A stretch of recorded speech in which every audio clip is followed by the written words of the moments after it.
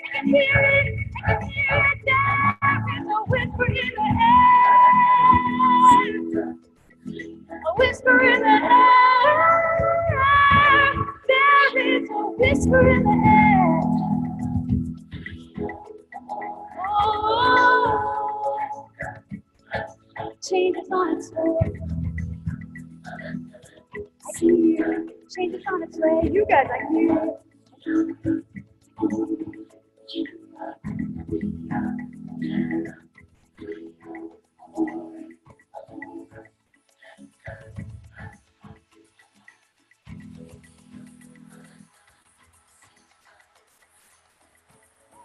Thank you. Oh, thank you.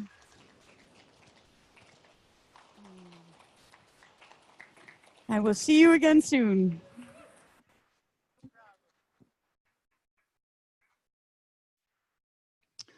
Angie, thank you.